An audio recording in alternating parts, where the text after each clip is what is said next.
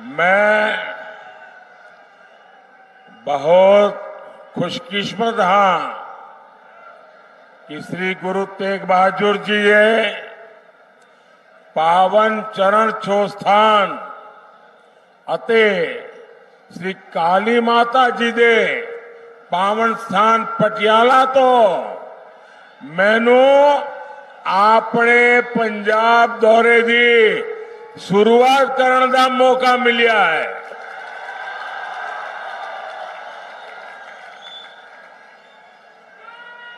साथियों, भारतीय जनता पार्टी के कार्यकर्ता के रूप में मैंने पंजाब में बहुत समय बिताया है। यहां के खेतों में, खलिहानों में, सड़कों में खूब घूमा हूं। वो दिन मुझे बराबर याद रहते हैं कि साथियों के साथ बारादरी गार्डन में सुबह सुबह टहलना और जोड़ियां भाटिया चौक में साथियों से गप मारना, सारी पुरानी यादें।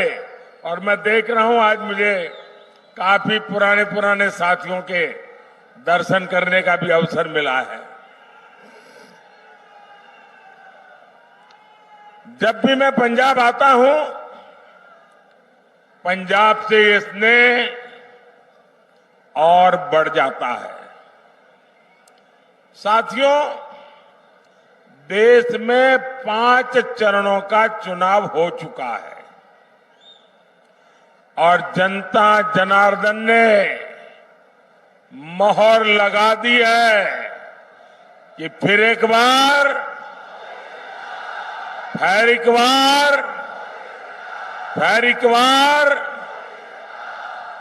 पंजाब भी अच्छे से जानता है कि उसे अपना वोट बेकार नहीं करना है।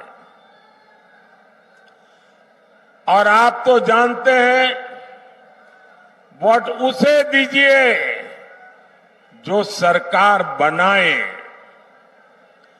वोट उसे दीजिए जो विकसित पंजाब बनाने के लिए प्रतिबद्ध हो, जो विकसित भारत बनाने का संकल्प लेकर चला हो। और इसके लिए जरूरी है फिर एक बार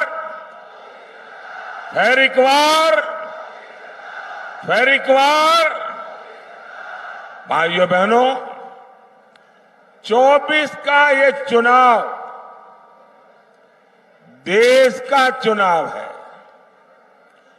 देश को मजबूत बनाने का चुनाव है और देश के सामने एक तरफ भाजपा और एनडीए है, दूसरी तरफ भ्रष्टाचारियों का इंडी गठबंधन है। इंडी गठबंधन जिसके पास न नेता है न नियत है। एक तरफ मोदी है जो लड़ाकू विमान से लेकर एयरक्राफ्ट कैरियर तक भारत में बना रहा है। दूसरी तरफ इंडी गठबंधन है जो लिखित रूप में कहता है कि हमारे परमाणु हथियारों तक को समाप्त कर देना चाहिए। आज बुद्ध पूर्णिमा है। आज ही के दिन, बुद्ध पूर्णिमा के दिन, भारत ने अणु विस्फोट करके अपनी ताकत का परिचय करवाया था। साथियों, एक तरफ आतंकवादियों को घर में घुसकर मारने का साहस, दूसरी तरफ इंडी वाले हैं जो आतंकवादियों के एनकाउंटर पर आंसू बहाते हैं। एक तरफ मोदी सरकार है जिसने 10 साल में 25 करोड़ लोगों को गरीबी से बाहर निकाला है। वहीं दूसरी तरफ इंडी गठबंधन है जो कहता है कि आपकी कमाई, आपके खेत खलिहान का आधा हिस्सा छीन लेगा। इंडी गठबंधन समाज को, देश को बांटना चाहता है, लेकिन मोदी भारत को विकसित भारत बनाना चाहता है। और इसलिए मैं आज पंजाब की धरती पर पंजाब के मेरे भाई बहनों से मैं आज आशीर्वाद मांगने आया हूं। गुरुओं की भूमि पर सर झुका करके आशीर्वाद मांगने के लिए आया हूं। भाई और बहनों, राष्ट्र रक्षा हो, आस्था और संस्कृति की रक्षा हो या फिर देश का विकास, पंजाब ने, सिख समाज ने हमेशा आगे बढ़कर काम किया है। यहां के लोगों ने खेती से लेकर उद्यमिता तक देश के विकास को नेतृत्व दिया है। लेकिन साथियों, कट्टर भ्रष्टाचारियों ने पंजाब का क्या हाल बना दिया है। यहां से उद्योग कारोबार पलायन कर रहा है और ड्रग्स का, नशे का कारोबार फल फूल रहा है। यहां राज्य सरकार का हुक्म नहीं चलता। यहां रेत खनन mafia, drug mafia, shooter gang की मनमानी चलती है। पूरी सरकार कर्ज पर चल रही है। सारे मंत्री संतरी मौज कर रहे हैं और जो कागजी सीएम है उन्हें दिल्ली दरबार में हाजिरी लगाने से ही फुर्सत नहीं है। क्या ऐसे लोग पंजाब का विकास कर सकते हैं?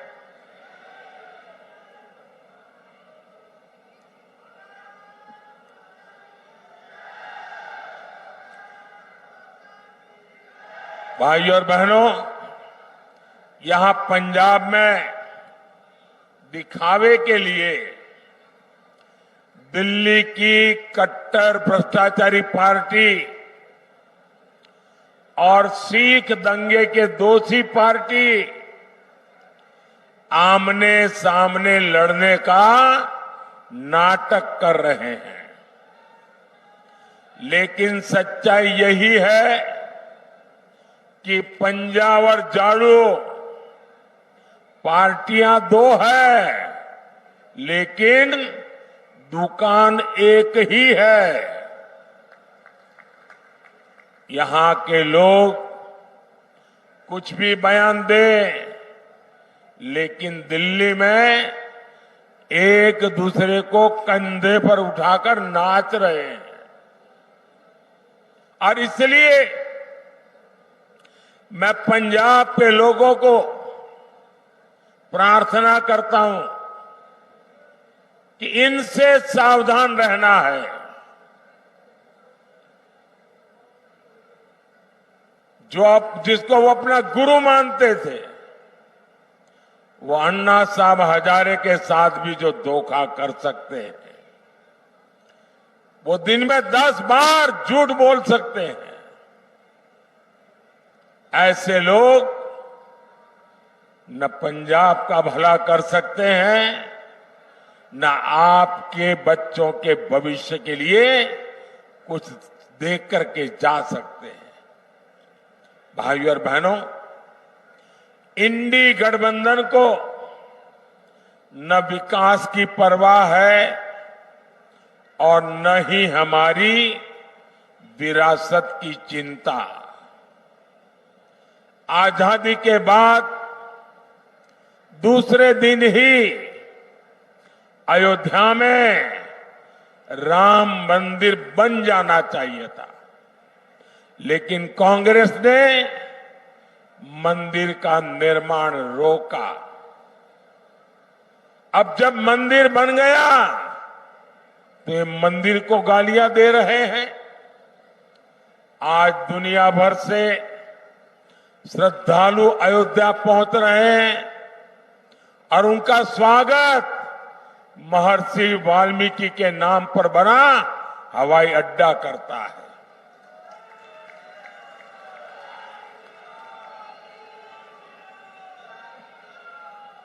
लेकिन इन्हें हर उस बात से नफरत है जिससे हमारी आस्था का सम्मान होता हो। साथियों, ये इंडी गठबंधन वाले घोर सांप्रदायिक है, ये घोर जातिवादी है, ये घोर परिवारवादी है। सत्ता के लिए ये किसी को भी धोखा दे सकते हैं। साथियों, यही कांग्रेस है जिसने सत्ता के लिए देश का बंटवारा किया और बंटवारा भी ऐसा किया कि 70 साल तक हमें करतारपुर साहिब को दूरबीन से दर्शन करने पड़ते थे और हर कोई इंसान अपमान महसूस करता है। मैं कांग्रेस वालों को कहता हूं कि जब बांग्लादेश की लड़ाई हुई 90,000 से ज्यादा पाकिस्तान के सैनिक सरेंडर कर चुके थे। 90,000 से ज्यादा पाकिस्तानी सैनिक हमारे कब्जे में थे। हुकुम का पत्ता हमारे हाथ में था। और साथियों, मैं विश्वास से कहता हूं, अगर उस समय मोदी होता,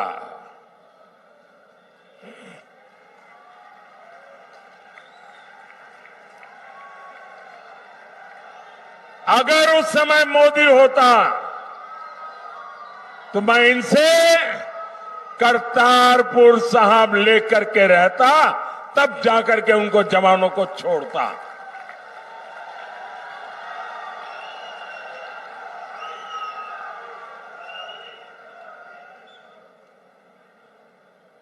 वो तो नहीं कर पाए, लेकिन मुझसे जितनी सेवा हो सकी, क्योंकि गुरुओं की सेवा इससे बड़ा कोई धन भाग्य नहीं होता है। आज करतारपुर साहिब कॉरिडोर आपके सामने है। हमारे सभी श्रद्धालु गर्व के साथ वहां जाते हैं। साथियों, हमारी सरकार ने लंगर को टैक्स से मुक्त किया। ये पहले भी की सरकारें कर सकती थी। पहले हरमंदिर साहब में विदेशों से भक्त चंदा नहीं दे पाते थे। बार बार यहां से मांग उठती थी। दिल्ली में बैठी हुई सरकारें सुनने को तैयार नहीं थी। ये मोदी ने आकर के इसके नियमों में छूट दी और आज हमारे हरमिंदर साहब की सेवा दुनिया के किसी भी कोने में रहकर कोई कर सकता है। श्री फतेहगढ़ साहिब तो साहबजादे के शौर्य और शहादत का साक्षी रहा है।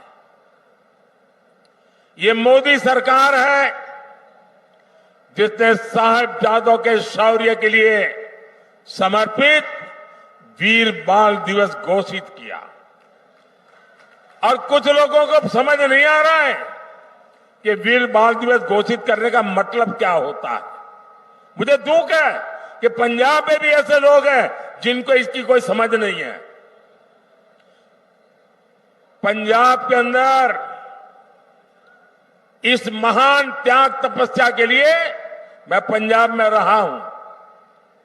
कई दिनों तक हमारी माताएं बहनें, हमारा परिवार व्रत रखता है, जमीन पे सोता है। कितना महत्वपूर्ण श्रद्धा का विषय है। लेकिन हिंदुस्तान में केरल में जाइए, उनको कुछ पता नहीं। तमिलनाडु में जाइए, कुछ पता नहीं। आसाम में जाइए, कुछ पता नहीं। इतना बड़ा त्याग और बलिदान और मेरे देश के लोगों को पता नहीं है। ये मुझे बहुत खटकता था। मैं चाहता हूं हिंदुस्तान के हर बच्चे के दिल दिमाग में साहबजादों का बलिदान हमेशा हमेशा रहना चाहिए। किसी भी बालक मन के लिए इससे बड़ी कोई प्रेरणा नहीं हो सकती। और इसलिए हमने वीर बाल दिवस के रूप में पूरे हिंदुस्तान में हर स्कूल, कॉलेज, गांव कार्यक्रम करने की परंपरा खड़ी की है। अगर पंजाब के लोग भी इस काम को न समझ पाए तो इससे बड़ा चिंता का विषय क्या हो सकता है। आपको याद होगा अफगानिस्तान में हमारे सिख परिवार संकट में थे। हम सभी को सुरक्षित वापस लाए। हम गुरु ग्रंथ साहब के स्वरूपों को भी अदब के साथ मेरा मंत्री जाके सर पे सम्मान के साथ लेकर के आया। साथियों, ये प्रधानमंत्री की बात छोड़ दीजिए, मेरा तो आपसे खून का नाता है। गुरु गोविंद सिंह जी के जो पहले पंच प्यारे थे उसमें मेरा एक द्वारिका का पंच प्यारों में था जी। मेरा आपसे खून का रिश्ता है। इतना ही नहीं, आज अगर जामनगर में जाएंगे तो वहां जो सबसे बड़ा अस्पताल है वो गुरु गोविंद सिंह जी के नाम पर है, जिस जामनगर जिले में द्वारिका पड़ता है। लेकिन आप तक ये सत्य पहुंचाया नहीं जाता है। आपको जानकर के खुशी होगी और कभी फुर्सत मिले तो लखपत जाके आना। गुरु नानक साहब वहां विश्राम किया था। वो गुरुद्वारा भूकंप के अंदर क्षतिग्रस्त हो गया, करीब करीब ध्वस्त हो गया। मैं मुख्यमंत्री था। मैंने कहा मुझे वैसा ही गुरुद्वारा बनाना है जो गुरु नानक देव जी के समय के साथ। अब मेरे पास उसके लिए बनाने वाले लोग नहीं थे।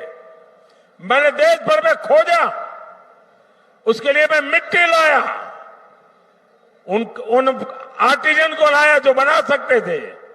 और आपको खुशी होगी, आज कच्छ के रेगिस्तान में आखिरी गांव में लखपत में मैंने वो गुरुद्वारा वैसा ही बना दिया जैसा पहले था।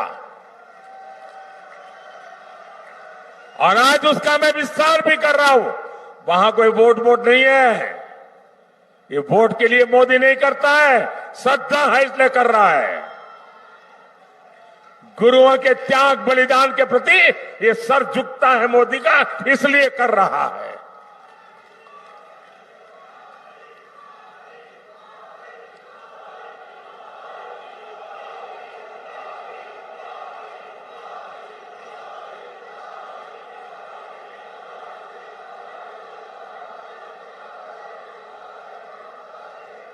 सबका साथ, सबका विकास की यही भावना बीजेपी एनडीए की पहचान है। भाई और बहनों, इंडी गठबंधन वालों के लिए अपने वोट बैंक का तुष्टीकरण ही सबसे बड़ा लक्ष्य है। बंटवारे से पीड़ित दलित भाई बहनों को, सिख भाई बहनों को मोदी भारत की नागरिकता दे रहा है। आप सोचिए, आजादी के इतने साल हुए, मेरे सैकड़ों सिख परिवार है जिनको नागरिकता नहीं दी गई, और आप थोकबंद वोट देते रहे। क्या पाया आप लोगों ने? सोचिए, साफ साफ बात करने वाला कोई मिलेगा नहीं आपको। और इसलिए आज मैं कह रहा हूं, ये लोग सीए का विरोध करते हैं। अगर सीए का विरोध करेंगे तो मेरे सिख भाई बहन जो पाकिस्तान में, बांग्लादेश में, अन्य देशों में प्रताड़ित होते हैं, वापस आते हैं, कौन संभालेगा उनको? मैं उसे मेरा कर्तव्य मानता हूं और इसलिए मैंने उनको नागरिकता देने का कानून बनाया है, वोट पाने के लिए नहीं बनाया है।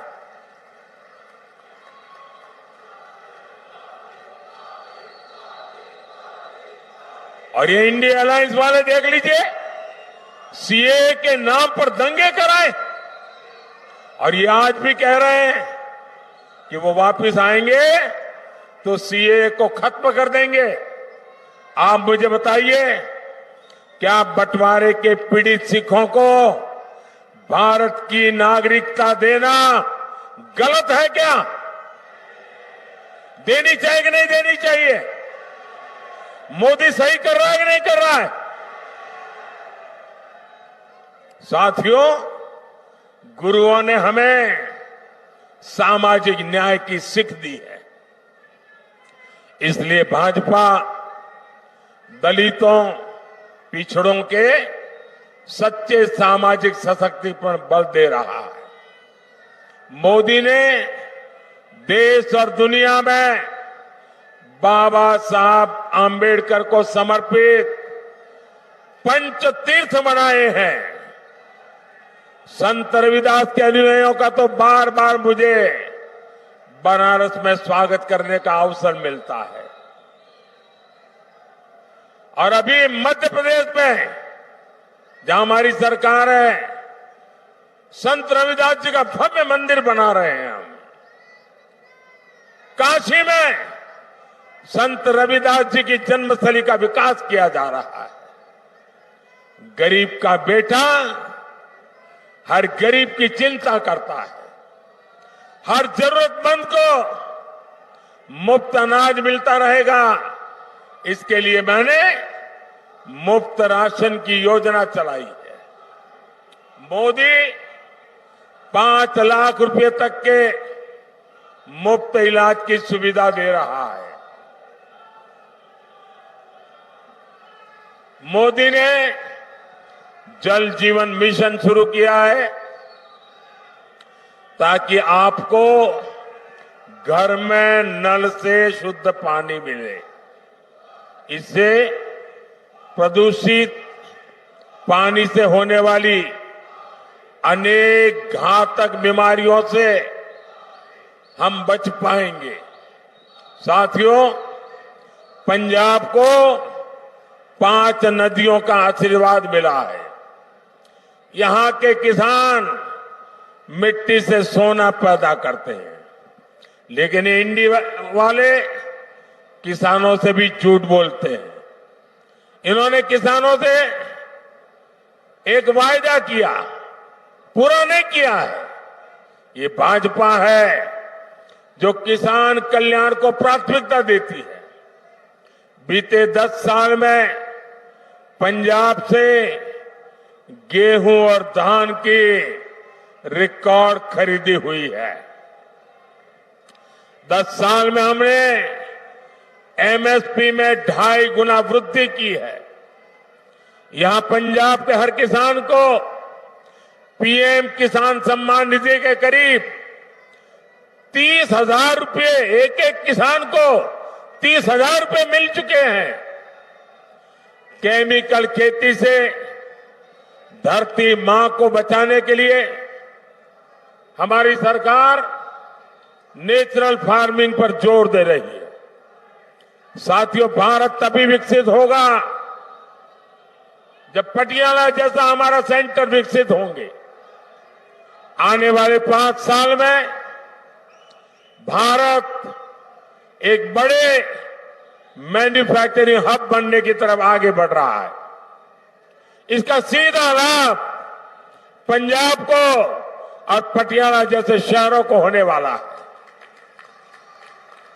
हमने एजुकेशन सेक्टर को विदेशी संस्थानों के लिए खोल दिया।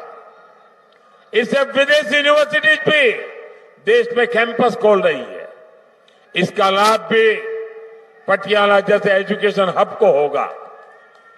ये तो स्पोर्ट्स का एक बड़ा सेंटर है। मोदी का संकल्प भारत को खेल महाशक्ति बनाने का है